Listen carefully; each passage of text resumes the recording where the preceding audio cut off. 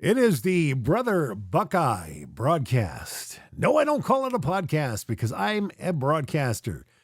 Did that in radio for 43 years. So why would I switch to podcast? Podcast small, broadcast big. I'm sticking to that story. Although the audience so far has been a little bit more like a podcast than a broadcast, but we're working on that. Nice to see you again. Hopefully you think it's okay to see me. If you notice I'm losing some weight, it's because I am. Yeah, doctor said, Doug, you're going to die. You're going to die if you don't start losing weight. He didn't actually said that, but I can figure that out for myself at my age. And at this weight, the two do not compute. So I'm working on it. I think I've lost about 10 pounds between last Friday when I was at the doctor's office and today. I'm probably down 10 pounds. Want to get down another 10 between now and when I have to see him again. So anyway, that's my personal life.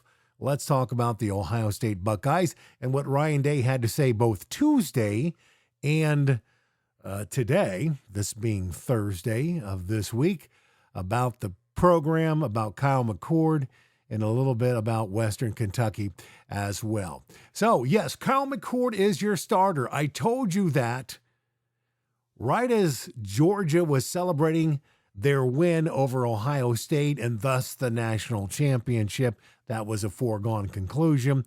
I said all along, I never wavered one moment that Kyle McCord would be the starter. He was a 5-star quarterback. He started a game. He was the primary backup, although he didn't get in as much as he should have been. He was Marvin Harrison's quarterback in high school. What was there that would have convinced anybody that Devin Brown was going to start ahead of Kyle McCord? Devin McCord is a little bit more athletic. Okay.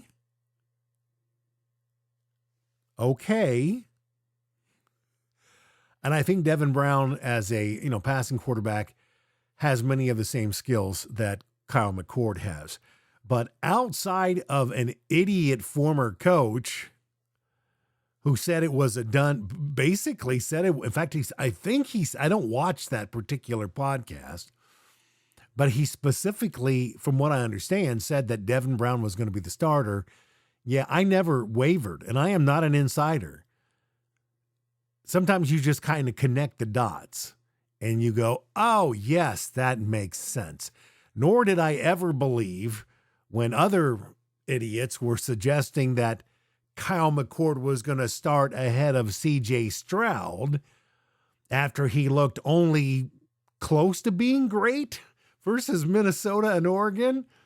He looked really good, all things considered, versus Minnesota and Oregon. He threw for over 400 yards. It was not Stroud's problem that Ohio State couldn't stop Minnesota's rushing attack.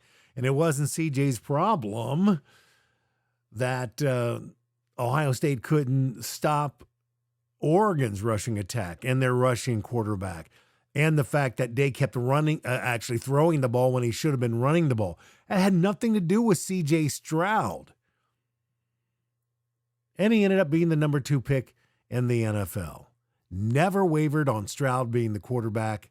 Never wavered on McCord being the starting quarterback. So guess what? McCord is your starting quarterback, your QB1. And he's looked pretty good so far. I think as he gets more confident, gets more reps, not only in practice, but on the field, he'll get better and better. That doesn't mean he's going to, outplay Hartman in South Bend. In fact, I don't think he will. I think the team might outplay Notre Dame, but McCord isn't going to. But then last time I checked, this isn't tennis or golf. It's football, and there's 10 other players on the field besides the quarterback. What McCord does have to do on third down, he needs to stop locking his eyes on one receiver. I think that is part of the third down dilemma, that and the inefficient running attack so far. Ryan Day says the team needs to keep on pushing. He said that over and over again, pushing. Play fast and violent to maximize its potential. He'll say that many times, as you'll see or hear on this recap of what's been happening this week. Day says they are swinging as hard as they can, using a baseball metaphor. Says the team does have faith and belief in Kyle and sees how he prepares and puts in the extra work. So that's how he's leading so far. He's quieter than Devin Brown, but in terms of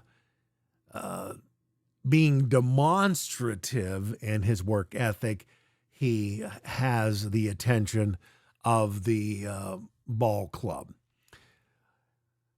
A question was asked about Josh Proctor. Day says he is better, will start. When Tim Walton was asked the same question Thursday, Walton says that was to be determined. Those two need to get on the same page. Marvin Harrison was clocked at 22.2 miles per hour in the Youngstown State game on the first touchdown of the game. That was the fastest any player ran during the weekend because they put a clock on all the plays. 22.2. I actually thought it was closer to 22.9, but they're saying it was 22.2. Day says that doesn't surprise him, that he's elite, in case you hadn't noticed. Now, this is what I've been thinking about Marvin Harrison. And it's a comparison I'm going to make because I used to live in West Virginia. Marvin Harrison isn't as tall as Randy Moss. Moss was 6'4" and a half, listed at 6'5", 6'4" and change. Harrison is 6'3" and change, listed at 6'4". So there might be an inch difference there. Randy Moss was more angular.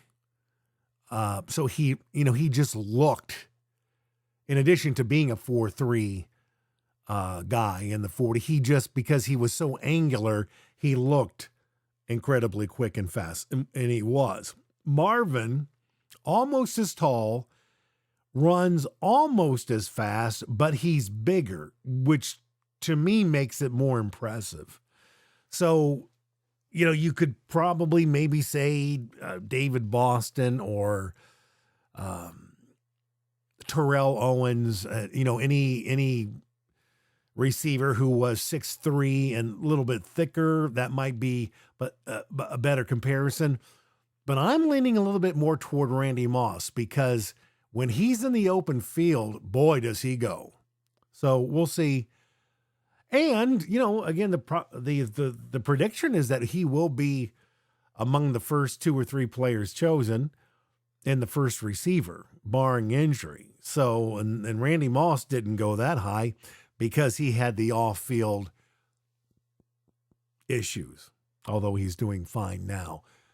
So Marvin Harrison, Randy Moss, maybe. What else do we have? Regarding Jahan Carter, who played for the injured Proctor in the YSU game, Day said he saw some good things. He is getting back to form, believes he will continue to grow and contribute, but Proctor will be the starter at that position this weekend.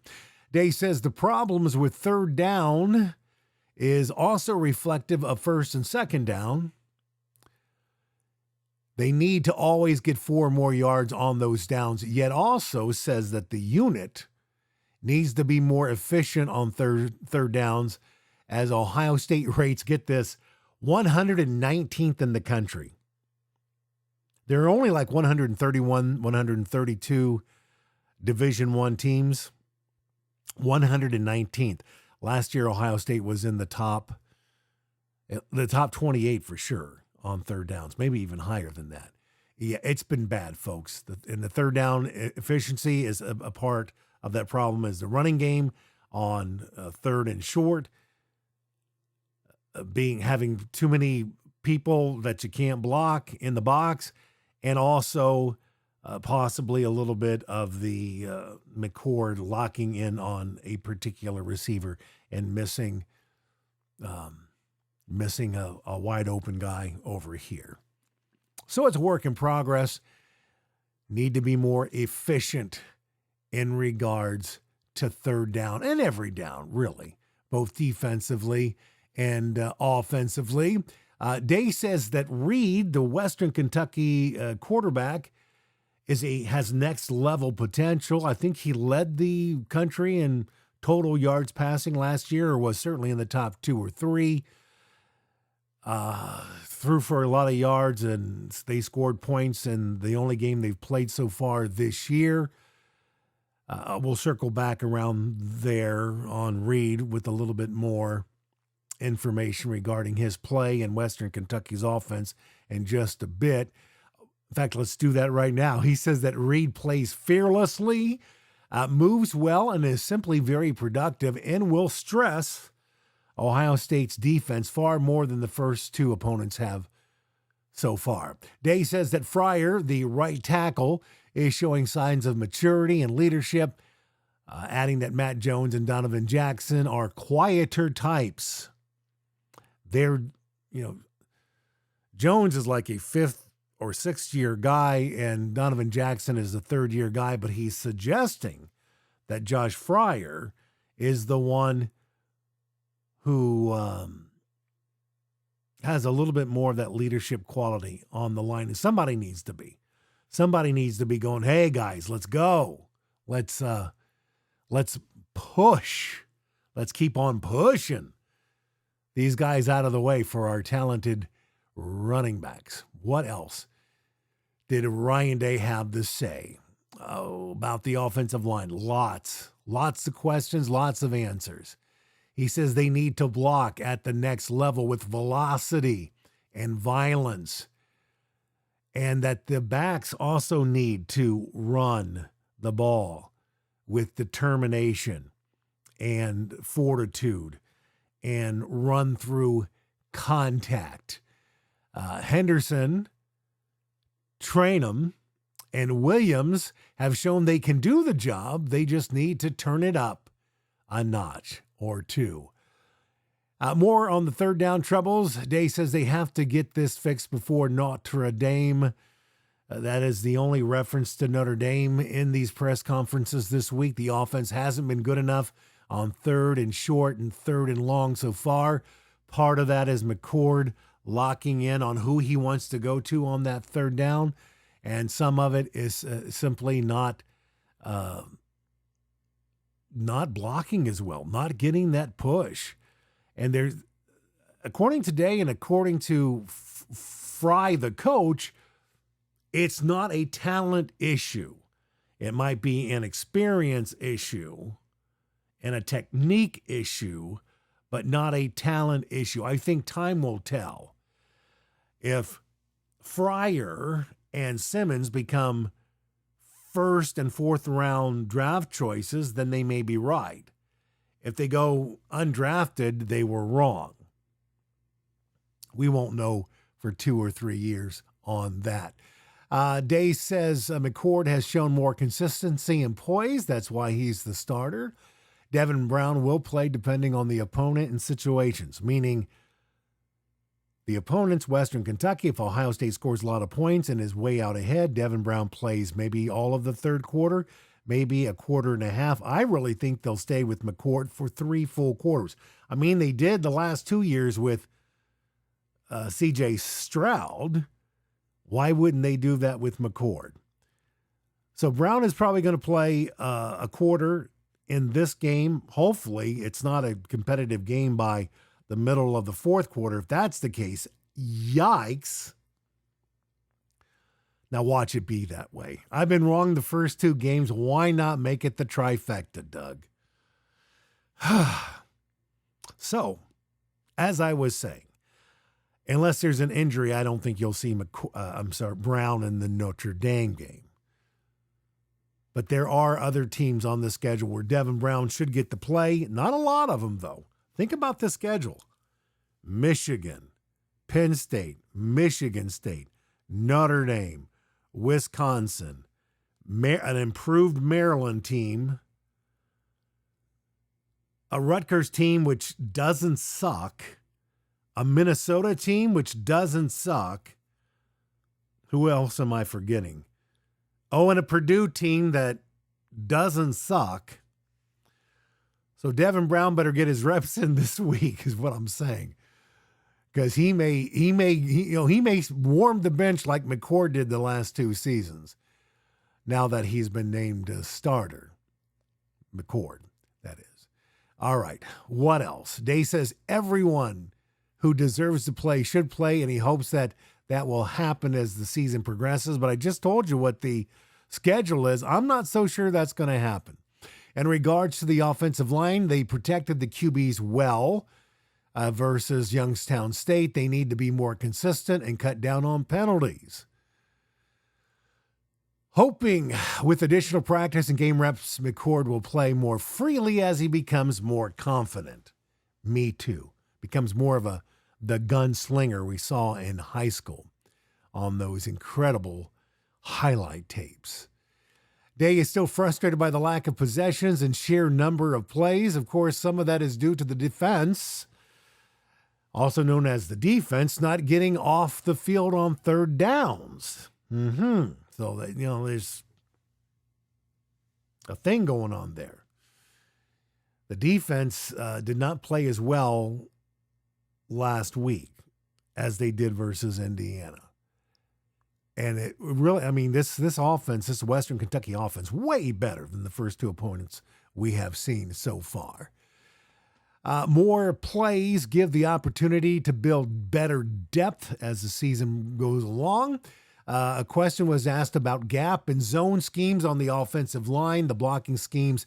Day says the offensive line does both and needs to be more consistent in its execution thereof.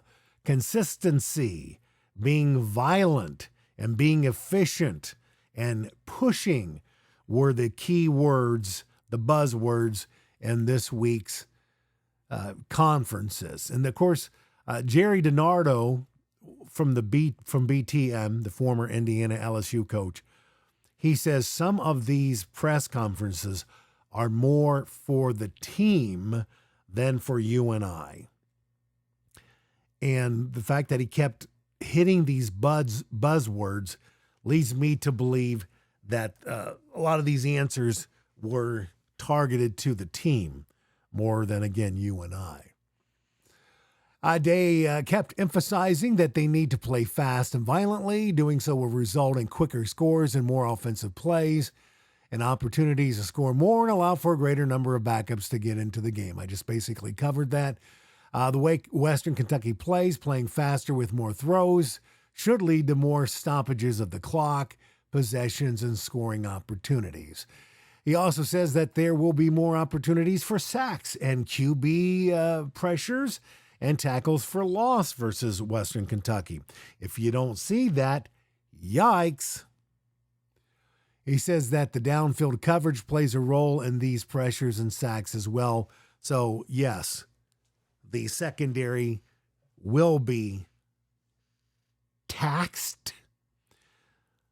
They like what they've seen so far with Burke and Hancock and Igbinosa, Ranson, Proctor, Carter, Sonny Styles, etc., etc.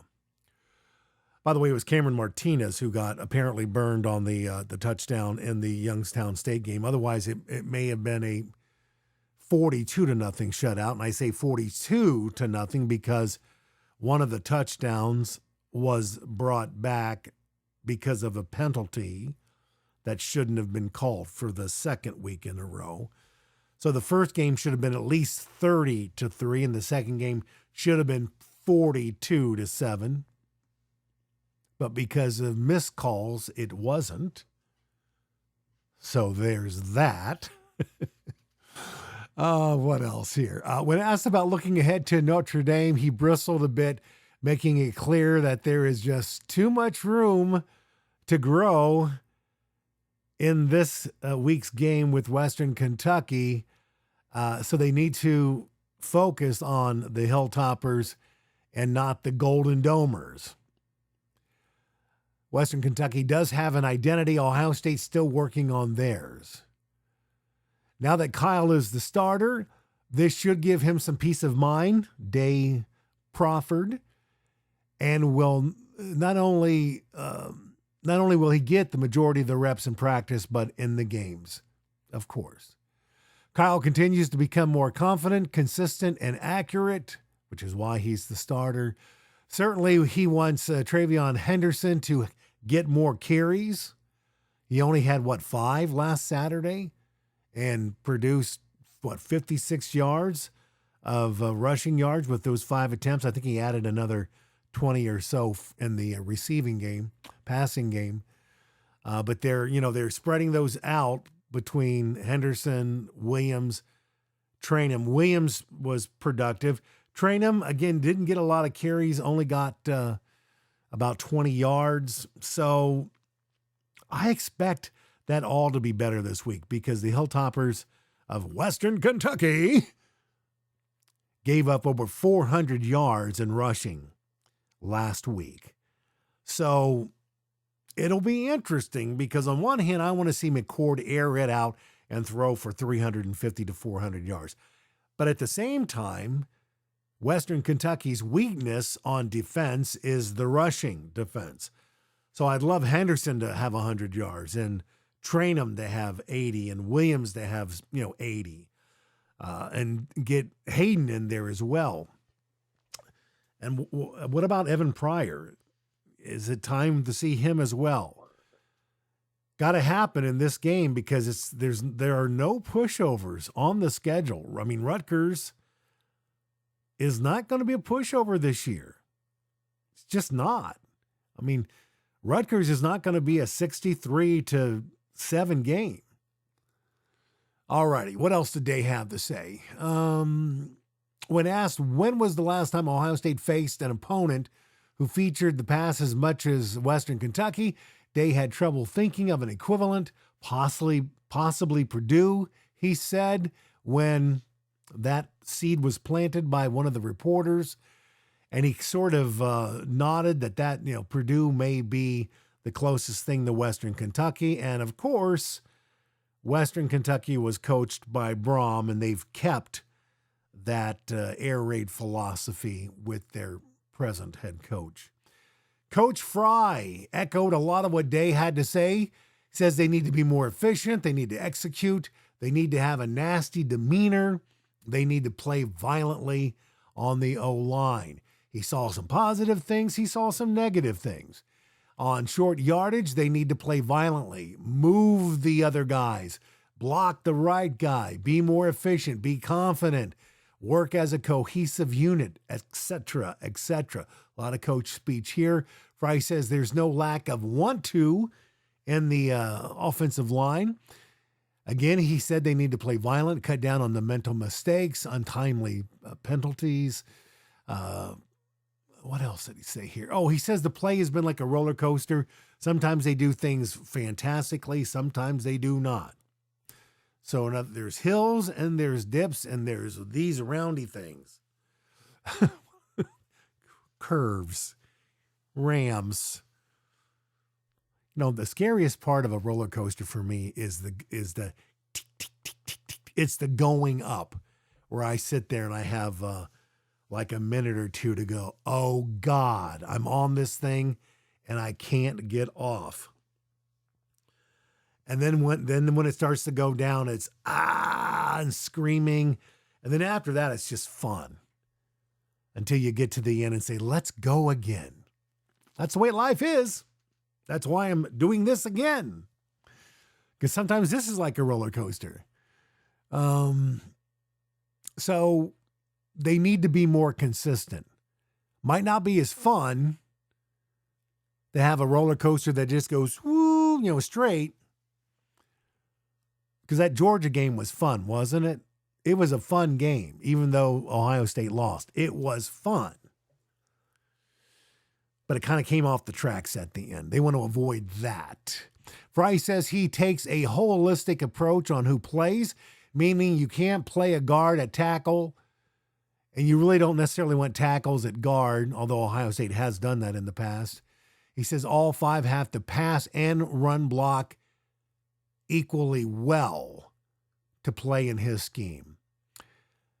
He again emphasizes playing fast, which comes with reps and knowing what you're supposed to do before the snap that, reduces the mental mistakes. Got to play cleaner, think less, play fast. And again, we mentioned that Western Kentucky gave 400 yards to the defense last week. So one would suspect that Ohio State will run the ball a lot. A few more Ryan Day nights. What did I say? Did I say Ryan Day nights? Where did that come from? A few more Ryan Day notes. He said that Western Kentucky has a Big 12 type of offense, okay? And that his defensive coordinator, Knowles, should have the answers for this offense because it is so reminiscent of the offenses Oklahoma State had to face in the Big 12. We'll see. Lots of coach speak. Got to get off on third downs. Got to convert third downs. Got to be more efficient. Not looking ahead. Too much improvement to be looking ahead. Play hard and compete. Rinse and repeat. On Devin Brown, he's a great competitor. He has the talent. He just ain't going to be playing as much as some of you wanted, unless somebody gets hurt. He says the days are long this time of the year. In order to get the job done, he's putting in a lot of extra hours. He does look like a workaholic, doesn't he? Been there, done that. More praise for the quarterback Reed from WKU. Says he's poised and has NFL talent. When asked if the three captains are too quiet to be leaders, he kind of pushed back on that, saying that Stover, Johnson, and Eichenberg, especially Tommy, is very vocal leader on the field. He also added that Michael Hall and Travion Henderson are vocal as well, even though they are not technically captains. So he's not concerned about leadership at this point. More talk about pushing. Keep on pushing. Got to keep it running. Got to keep it running. Got to keep it running.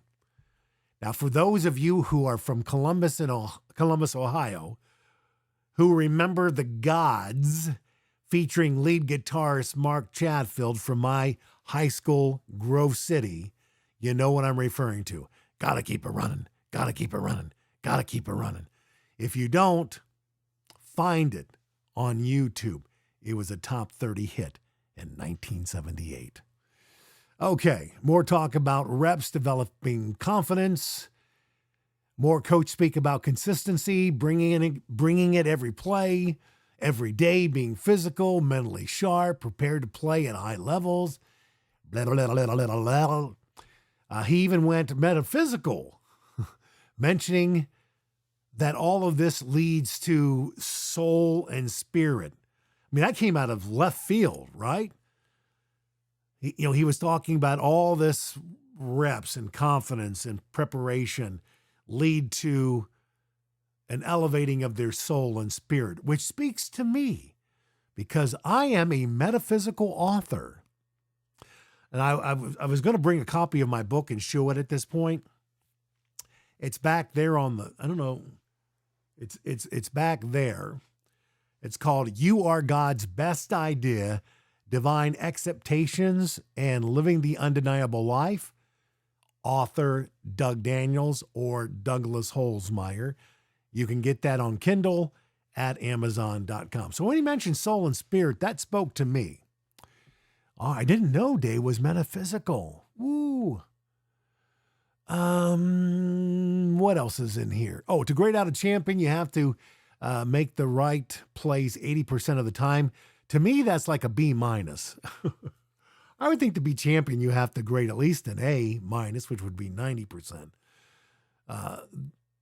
They didn't mention how many champions there were for the last game.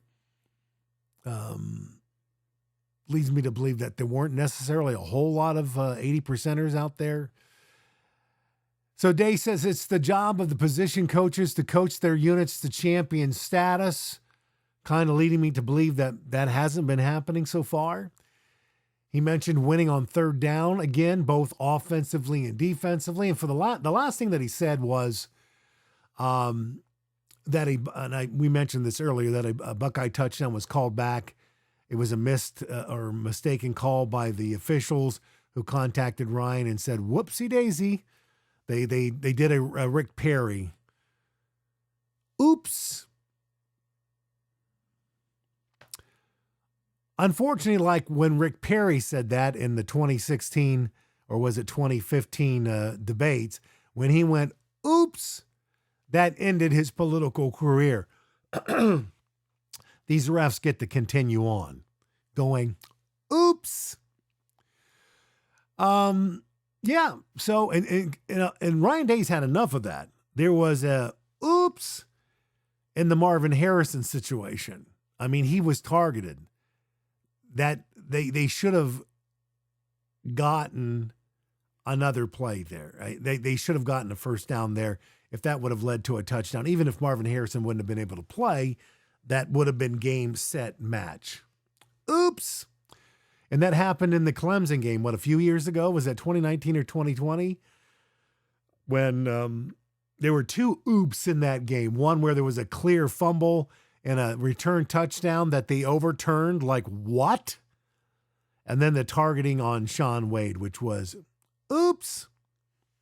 Okay, so there you go. That's today's Brother Buckeye Broadcast, part 1. I might do my picks on another one. Might get that in before the end of the day. If not, that'll be a Friday one.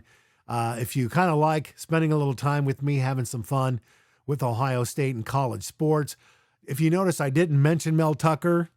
Not touching that one with a telephone receiver. If you know what I'm saying. Mel Tucker, you've got a $100 million job. What are you thinking? What are you doing? Of course, Mel Tucker's probably saying, oops. Anyways, the Brother Buckeye Broadcast, subscribe, like, share, hit the notification bell. I'm going to have my picks. Tell you how I did last week. Last week was not very good because I went out on a limb and I shouldn't have done that. I'm going to narrow my focus this week. All right, going to look you straight in the camera. Thank you very, very much for watching and playing and participating. Go Bucks.